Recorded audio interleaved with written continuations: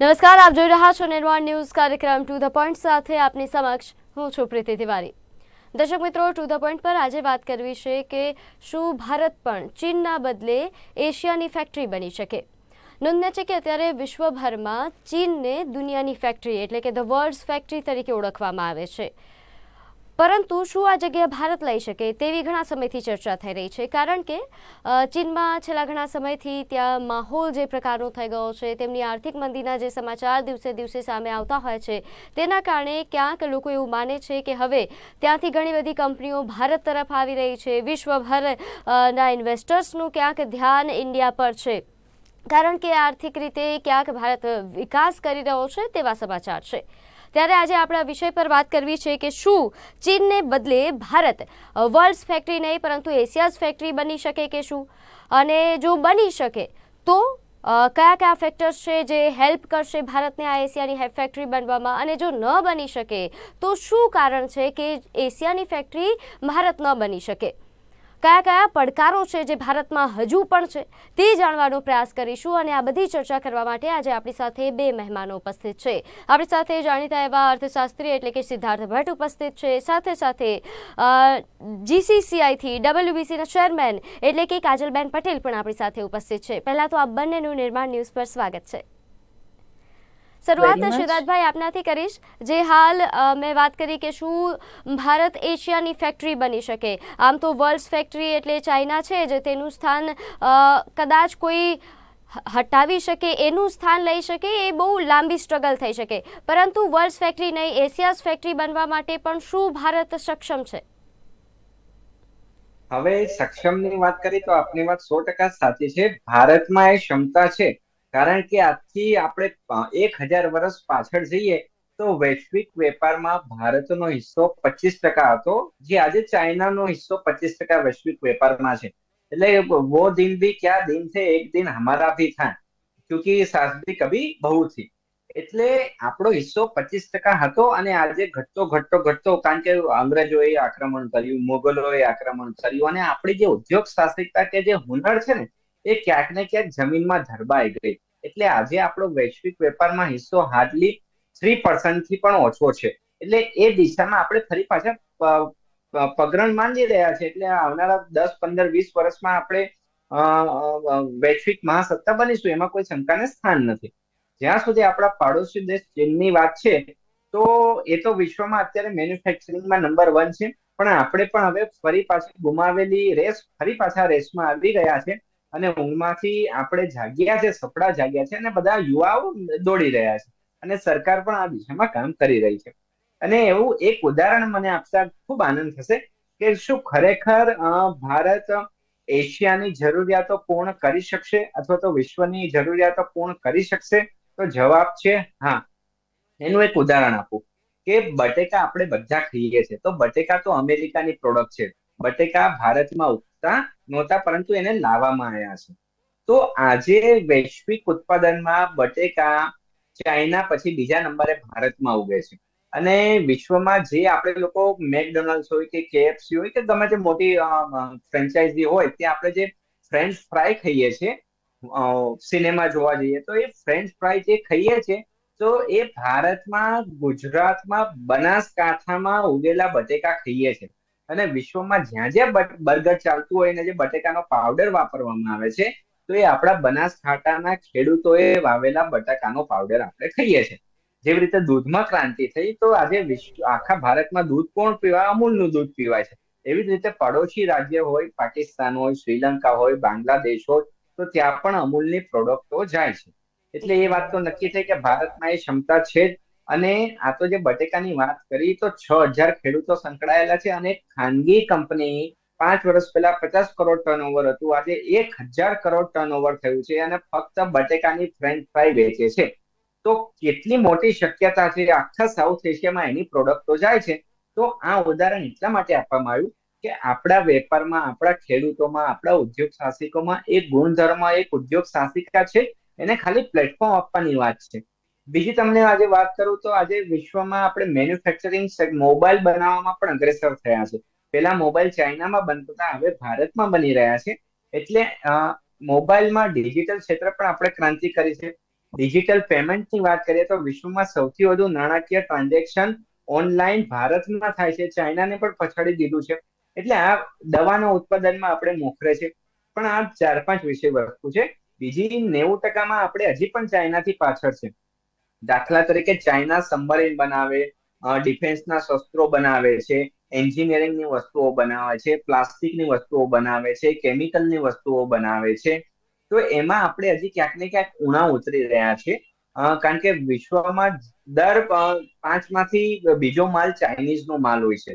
તો એ લોકો આપણાથી 10 ગણા હજી આગળ છે. એનું હું તમને આંકડાકીય માહિતી આપું તો ભારતનું ઇકોનોમી હજી 5 ટ્રિલિયને આપણે પહોંચી એમ કહીએ તો ચાઇનાની ઇકોનોમી 15 ટ્રિલિયને પહોંચી ગઈ છે અને અમેરિકાની ઇકોનોમી 25 ટ્રિલિયન છે. એટલે આપણે 5 થી 15 નો હનુમાન કૂદકો લગાવવાનો છે તો એ રાતોરાત તો થશે નહીં. હજી એના 10 થી 15 વર્ષ માગી લેશે. અને બીજી વસ્તુ એ આવે કે ચાઇનાથી આપણે ઘણું બધું શીખવાનું છે કે એમને એમની જે વસ્તી હતી, જે યુવાધન હતું, એને મેન્યુફેક્ચરિંગમાં, ઉત્પાદન કાર્યમાં કઈ રીતે આગળ ઝંપલાવવામાં આવ્યું. એ હું પછી પૂછું છું. એ પહેલાં કાજલબેનની પ્રતિક્રિયા લઈએ. કાજલબેન, ખાસ અત્યારે જે ચીનની પરિસ્થિતિ છે, છેલ્લા ઘણા સમયથી સમાચાર સામે આવતા હોય છે, ખાસ કરીને કોરોના કાળથી આ શરૂઆત થઈ છે કે ઘણી બધી કંપનીઓ ચાઇના મૂકી રહી છે, આર્થિક મંદીના સમાચાર ચાઇનાથી સામે આવતા હોય છે. આવી પરિસ્થિતિનો, આ તકનો લાભ ઉઠાવવા માટે શું ભારત અત્યારે સક્ષમ છે? શું આપણે અત્યારે આ લાભ ઉઠાવી શકીએ તેમ છીએ? એના માટે હું એમ કહીશ કે આપણે બધાએ મેક ઇન ઇન્ડિયાનું જે સપનું છે ને એને દરેક વ્યક્તિએ બહુ સિરિયસલી લેવું જોઈએ. કારણ કે આપણે એને એવું લાગે છે કે ચાઇના અત્યારે મંદીમાં છે, પણ એવું નથી. ચાઇના અત્યારે આપણા જે ફાર્માસ્યુટિકલ્સ છે, કેમિકલ્સ છે, એના જે રેટ્સ છે એના ભાવ એટલા બધા ડાઉન કરી દીધા છે કે આપણે એ લોકો એને પહોંચી જ નથી વળી રહ્યા. એટલે એ આપણને અત્યારે તોડવા ટ્રાય કરી રહ્યું છે, ભાવ બહુ જ ડાઉન કરીને.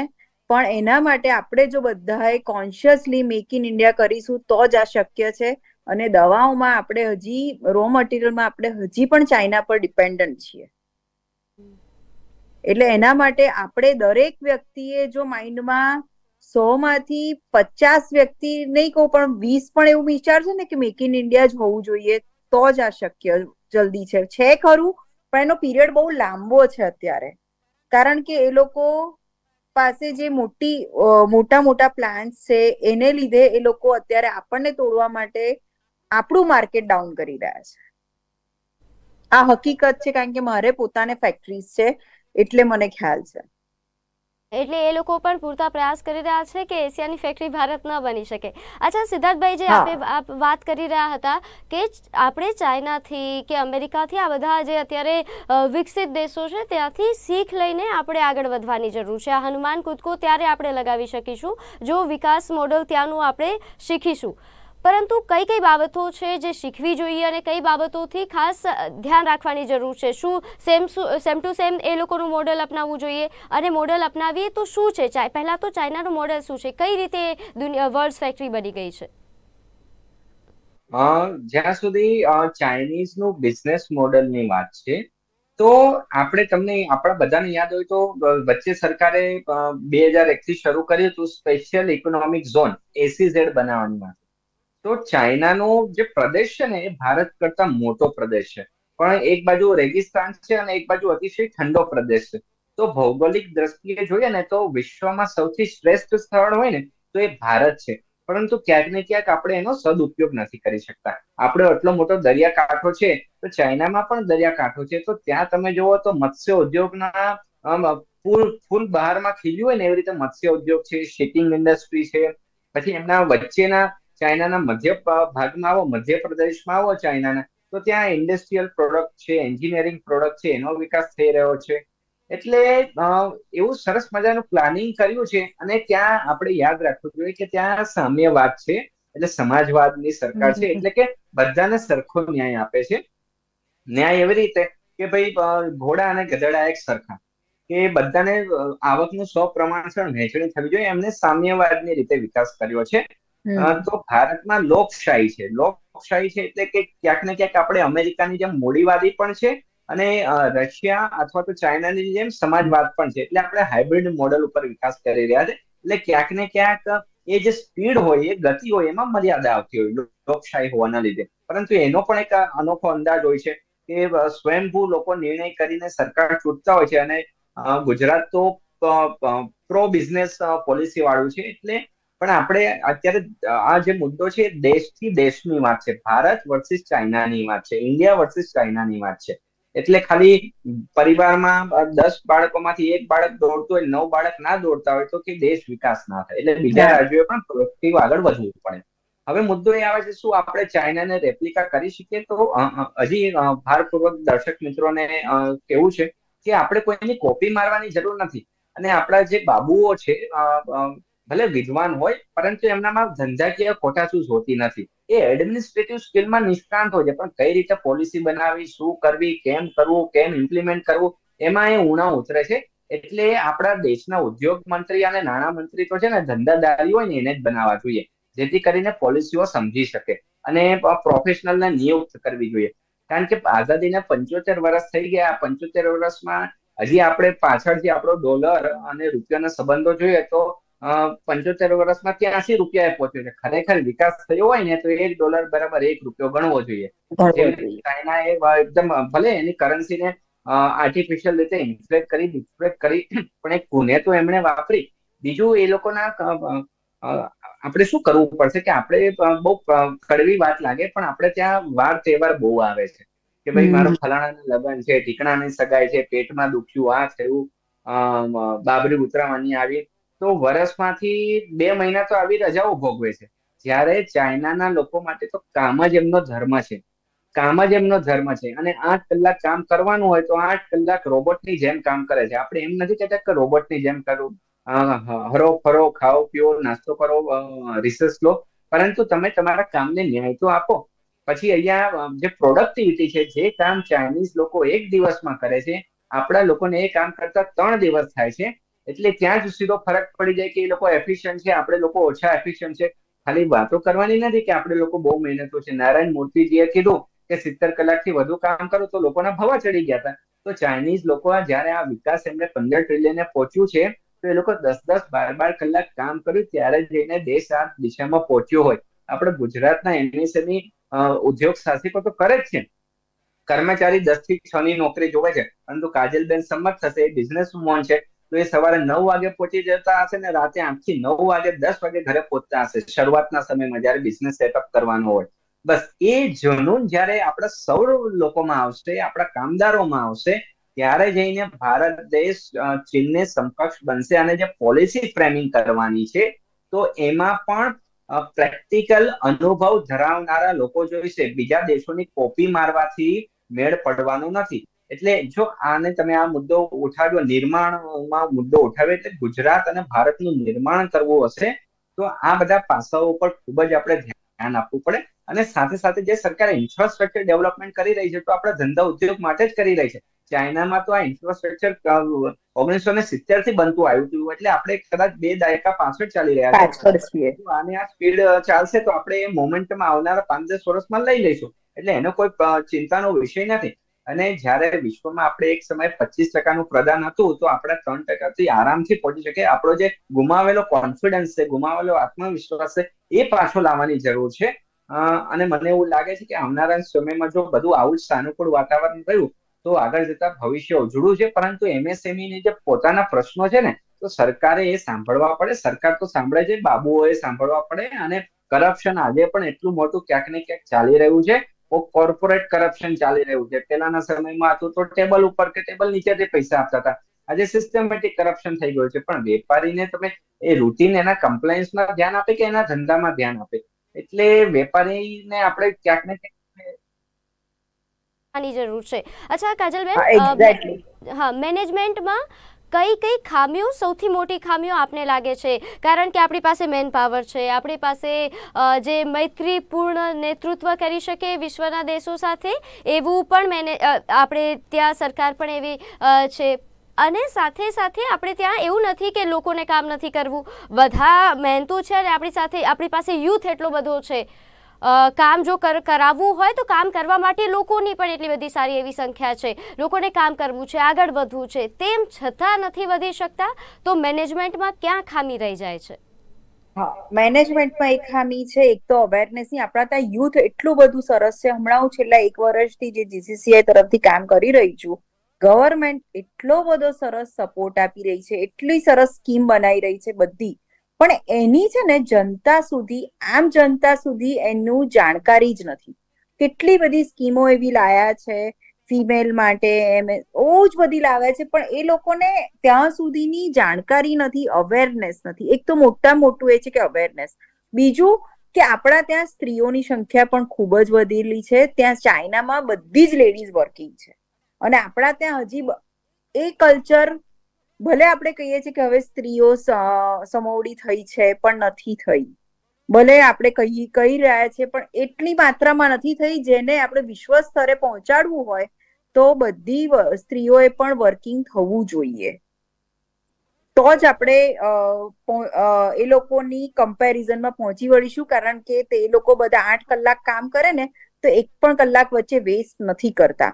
જ્યારે આપણે 12 કલાક કામ કરીએ ને, તેમાંથી કદાચ 3-4 કલાક તો એમથી જેમ એમણે ભાઈએ કહ્યું ને, એવી રીતે સોશિયલમાં કે વાર્તાલાપમાં કે ખબર તમે ગમે તે રીતે કહો, પણ ટાઈમ વેસ્ટ આપણા ત્યાં થતો હોય છે. એટલે મેનેજમેન્ટ સુધારવાની તો ખૂબ જ જરૂર છે. એના માટે અવેરનેસની જરૂર છે. અને થોડુંક આપણું સોશિયલ, ત્યાં ચાઇનામાં ખાલી ફેબ્રુઆરી 1 જ મહિનો વેકેશન હોય છે, બાકી 1 દિવસ વેકેશન નથી હોતું. જયારે આપણા ત્યાં તમે જોવો છો ને, તો જાન્યુઆરી થી માર્ચ સુધીનું કેલેન્ડર લેશો તો દર મહિને 4-4, 5-5 રજાઓ આવતી હશે. એમાં ઓગસ્ટ સપ્ટેમ્બરમાં 15 દિવસ આવતી હશે. એટલે આ બધી તંત્રમાં અત્યારે સુધારાની જરૂર છે. સાથે સાથે સિદ્ધાર્થભાઈ, હમણાં વર્લ્ડ બેંકના અધ્યક્ષ તેમણે એવું કહ્યું કે એશિયામાં ભારત એક એવો દેશ છે જે મેન્યુફેક્ચરિંગ ટાઈગર બનવાની ક્ષમતા ધરાવે છે. આપે પણ પહેલાં શરૂઆતમાં વાત કરી કે ક્ષમતા ઘણી બધી છે ભારત પાસે, પરંતુ એ ક્ષમતાનો લાભ ઉપાડવા માટે આપણે કેટલા તૈયાર છીએ, અને એ લાભ હવે થોડા સમયની અત્યારે તક છે તો અત્યારે જ ઉપાડવાની જરૂર છે. આ કેટલો સમય છે જે સમયની અંદર આપણે હવે તૈયાર થઈ જવાની જરૂર છે. તક મળી છે તો એને ઉઠાવી લેવી જોઈએ. જો આ સમય પસાર થઈ ગયો પછી કદાચ આપણે હજુ પાછળ જતા રહીએ, કારણ કે વૈશ્વિક મંદીનો પણ અત્યારે માહોલ છે. જો વિશ્વમાં મંદીએ માજા મૂકી છે, અને એનો આપણને અંદાજો ક્યાં આવે કે જેટલા લોકો પરદેશમાં છટણી થાય ને, એટલે સમજી લેવાનું મંદીના વિશ્વમાં એંધાણ આવી ગયા છે. અને આપણી પાસે હવે ફક્ત 15 થી 20 વર્ષ જ છે. યુવા ધન છે. યુવા હોય ને એટલે દોડી શકે, એનામાં રિસ્ક લેવાની કેપેસિટી હોય. પછી જાપાન જેવું થઈ જાય. જાપાનમાં જે યુવા જે તે સમયે 1960, 70, 80 દાયકામાં વિકાસ કર્યો, એટલે આજે એ લોકો એના મીઠા ફળ ચાખી રહ્યા છે. અને બીજી બાજુ આફ્રિકા જોઈ લો, તો આફ્રિકાની વસ્તીએ જનમેદની વિકાસ ના કરી શક્યા, તો આજે ગમે કે ના ગમે પણ એ લોકો હજી પણ ક્યાંક ને ક્યાંક કાળી મજૂરી કરી રહ્યા છે. એટલે હવે આપણે નક્કી કરવાનું છે કે આપણે કઈ દિશામાં જવું છે. 5 ટ્રિલિયન ઇકોનોમી બની જવાથી આપણે સૌ કરોડપતિ બની એવું નથી. વિકાસ 2 રીતે થતો હોય. અમેરિકામાં છે તો મૂડીવાદી છે, એટલે અમુક લોકોનો જ વિકાસ થયો છે, ત્યાંય ગરીબી છે. જ્યારે ચાઇનામાં સામ્યવાદી લોકો છે, એટલે મધ્યમ વર્ગને પણ પોષાય એવી આવકો હોય છે. એટલે એને બેલેન્સ કરીને આપણે ચાલવું પડશે. અને આપણી જોડે ફક્ત 15 થી 20 વર્ષ જ છે. અને જ્યારે દેશ આટલો મોટો દેશ હોય, 130 કરોડ 150 કરોડની વસ્તી હોય, એ બધાને સાથે લઈને ચાલવું. અને જેમ કાજલબેને કીધું, વાત સાચી છે કે જેટલા પણ એશિયાના દેશો છે ને, ઇવન યુએસમાં એમાં, તો એમાં સ્ત્રી પુરુષનું વર્કિંગ કલ્ચર 50-50 હોય છે. અને આપણે એશિયાની જ વાત કરીએ તો ચાઇના જોઈ લો, જાપાન જોઈ લો, વિયેટનામ જોઈ લો, મલેશિયા જોઈ લો, સિંગાપુર જોઈ લો, ઇન્ડોનેશિયા જોઈ લો, તો ત્યાં બહેનો કામ કરે જ છે. પણ એનો મતલબ આપણું સામાજિક ઢાંચો છે ને એવી રીતે બન્યો હતો કે જેથી કરીને પુરુષો અર્થ ઉપાર્જનનું કામ કરે, અને મહિલાઓ છે સામાજિક તાણાવાળા છે, બાળ ઉછેર છે, તો એમાં એમની હથોટી આવી ગઈ હતી. એટલે આપણે એવું નથી કહેતા કે જેને જે યોગ્ય લાગે, આપણી ભારતીય સિસ્ટમ સર્વશ્રેષ્ઠ છે, પરંતુ આર્થિક રીતે ગતિ કરવી હોય તો આ દિશામાં પણ થોડું વિચારવું પડે. સાથે સાથે બીજો મુદ્દો એ આવશે કે યુવાનોને સ્ટાર્ટઅપ ઇકોસિસ્ટમ 2014 થી જે આવી છે, એટલે ખૂબ સારી વસ્તુ છે. પણ હજી પણ એને ગામડા સુધી પહોંચાડવી પડશે, કારણ કે આપણને વિકાસ છે ને ફક્ત શહેરો અને એની આજુબાજુ દેખાઈ રહ્યો છે. ગ્રામીણ પટ્ટામાં હજી જોઈએ એવો વિકાસ નથી થયો. એટલે જે નવી શિક્ષણ નીતિ આવી છે, તો મને એવું લાગે છે કે એનો જો અમલ કરવામાં આવશે તો આવનારો જે લોટ હશે, આવનારી જે પેઢી હશે આજથી 5, 10, 15 વર્ષ પછી એ એકદમ સુશિક્ષિત હશે અને ધંધાકીય સ્ટાર્ટઅપ એન્ટરપ્રિન્યોરના માઇન્ડસેટ વાળી હશે. એટલે આપણે એમએસએમઈ આજે જે 50 વર્ષે હું ધંધો કરી શક્યો, તો આવનારો છોકરો 20-25 વર્ષમાં એ ધંધો સેટ કરી શકશે. એટલે ભવિષ્ય ખૂબ જ ઉજળું છે, પણ આ 15 થી 20 વર્ષ સાચવી જાણવું પડે. પરંતુ આપણને દુઃખ એ થાય છે કે આજે આપણે સમાચાર માધ્યમોમાં જે જોઈએ છે, તો ચૂંટણીના જે મુદ્દા હોવા જોઈએ, તો એ હજી 18મી સદીના મુદ્દાઓથી આપણે આપણો સમય બગાડીએ છીએ. મુદ્દો વિકાસનો હોવો જોઈએ કે દેશને કઈ રીતે આગળ લઈ જવો. અને હજી પણ જ્ઞાતિ જાતિના વાડામાં કેટલા માનવ સમયના કલાકોનો વેડફાટ થાય છે અને ફક્ત મનોરંજન માટે આપણે આ જોઈએ છે. લોકો જોવે છે એટલે સમાચાર માધ્યમો અને રાજનેતાઓ એવું એમને ગમે એવું બોલે છે. પરંતુ યુવાનોએ જાગૃત થઈને કે ભાઈ અમને વિકાસના મુદ્દાની વાત કરો ને તો જ અમે સાંભળીશું. તો આપણે જે પોલિસી મેકર્સ છે, રાજકારણીઓ છે, એ પણ થોડા પ્રોએક્ટિવ બને, સુધરે, પ્રોફેશનલિઝમ આવે. નહીતર કેટલા બધા ભૂતકાળ એમના ખરડાયેલા હોય છે.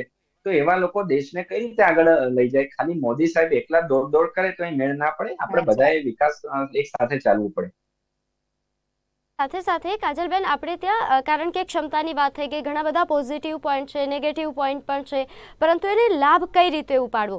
આપણે સ્ટાર્ટઅપની તો વાત કરી દીધી સિદ્ધાર્થભાઈ. ઘણી બધી વિદેશી કંપનીઓ પણ હવે ભારતમાં આવી રહી છે. હું નામ નથી લેતી, પણ ઘણી બધી મોટી મોટી કંપનીઓએ જાહેરાત કરી છે કે અમે અહીંયા આવીશું, સ્થાપના કરીશું. ઘણા લોકોએ તો કંપનીઓ સ્થાપવાની પણ શરૂઆત કરી દીધી છે.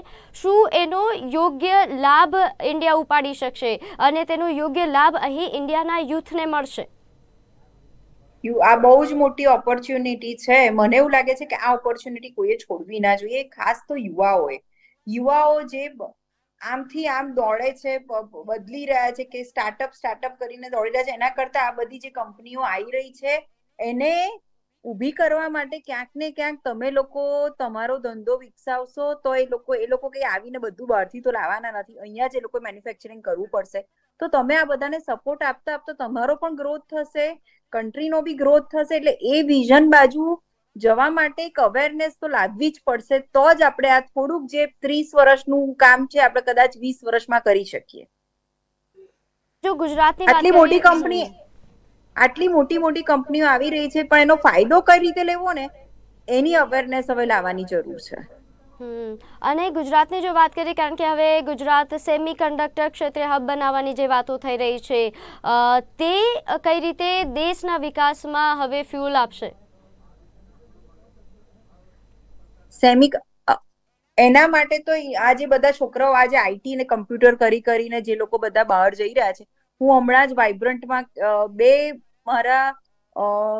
મારી જે એજના હશે, હું વાઇબ્રન્ટમાં જ મારી બાજુમાં બેઠા હતા. એ લોકો ત્યાં યુએસમાં એ લોકોના પ્લાન્ટ છે, પણ કે હવે બહુ મજા નથી આવતી, વિકાસ તો ભારતનો લાગે છે, એટલે એ લોકો અહીંયા સાણંદમાં એ બધા પ્લાન્ટ નાખી રહ્યા છે. એ સૌથી મોટો એક્ઝામ્પલ છે કે જે યુવાનો ત્યાં દોડી રહ્યા છે, યુએસ ને કેનેડા ની બાજુ, પણ એ બધા જ અહીંયા આવીને પ્લાન્ટ નાખી રહ્યા છે. તો અહીંયા જ તમને એટલી ઓપોર્ચ્યુનિટી મળવાની છે, પણ એની અવેરનેસ યુવાઓને છે નહીં. એવું નથી કહેતી કે યુવાઓનો વાંક છે, પણ એ અહીંયા જયારે વાઇબ્રન્ટ થતું હોય, આપણા ગુજરાતમાં થતું હોય, તો બધાએ અટેન્ડ કરો તો તમને ખબર પડે. અધરવાઇઝ તમને તમને નોલેજ જ કઈ રીતે મળશે કે આટલું બધું તમારા ત્યાં આવી રહ્યું છે તો તમે કરો? ને અવેરનેસ ફેલાવવું કઈ રીતે? એ અવેરનેસ ફેલાવવા માટે યુથને તમે આ બધી યુથને જે બધી અમે જીસીસીઆઈ તરીકે વર્ક કરીએ છીએ, કે જેટલી સંસ્થાઓ વર્ક કરે છે એના થ્રુ જ થઈ શકે. બાકી તો કઈ રીતે અવેરનેસ આવે? અવેરનેસ માટેના કાર્યક્રમો થઈ રહ્યા છે અને હજુ વેગ આપવાની જરૂર છે. હા, બસ વેગ આપવાની જરૂર છે. કાર્યક્રમો ખૂબ જ થાય છે બેન, પણ કાર્યક્રમ અમે પણ ખૂબ કરીએ છીએ, પણ લોકોને હવે એ જે ફોનમાં જે એમના હાથમાં બધી ઇન્ફોર્મેશન મળી જાય છે, એટલે એ લોકોને એવા કાર્યક્રમ સુધી આવવાની પણ ઈચ્છા ઓછી થાય છે. પબ્લિક એ પ્રમાણમાં અવેરનેસ લાવવા માટે જે સંસ્થાઓ કરી રહી છે ને એ પ્રમાણમાં અટેન્ડ કરતી ઓછી લાગે છે, કારણ કે એમને એવું થાય છે કે આ તો હું યુટ્યુબ પર ખોલીશ કે ફોન પર હમણાં ખોલીશ એટલે મને આની ઇન્ફોર્મેશન મળી જશે. પણ એવું ના હોય કે તમને આ બધી અવેરનેસ માટે જે પ્રોગ્રામ થઈ રહ્યા છે, ત્યાં કઈ કંપનીઓ આવે છે. આ વર્ષમાં આટલી બધી અટેન્ડ કરી એટલે મને ખબર પડી કે આટલું બધું આવી રહ્યું છે, તો કેટલો બધો ફાયદો છે યુવાઓને, કે કોઈને ત્યાં જવાની હવે જરૂર નહીં પડે. એટલે જે આપણે વાત કરી રહ્યા હતા કે ભારત પાસે ક્ષમતા ઘણી છે, ભારતના ભવિષ્ય એટલે કે યુથ પાસે પણ ઘણી બધી ક્ષમતા છે, ફક્ત એને સમજવાની, એની જાગૃતિની જરૂરિયાત છે, તે લાવવી ખૂબ જરૂરી છે. અને હાલ તો સમય નથી. આપ બંને અમારી સાથે જોડાયા તે બદલ આપનો ખૂબ ખૂબ આભાર. થેન્ક યુ સિદ્ધાર્થભાઈ. તો દર્શક મિત્રો, હાલ કાર્યક્રમ ટુ ધ પોઈન્ટ પર બસ આટલું જ. આપ જોતા રહો નિર્માણ ન્યૂઝ. નમસ્કાર.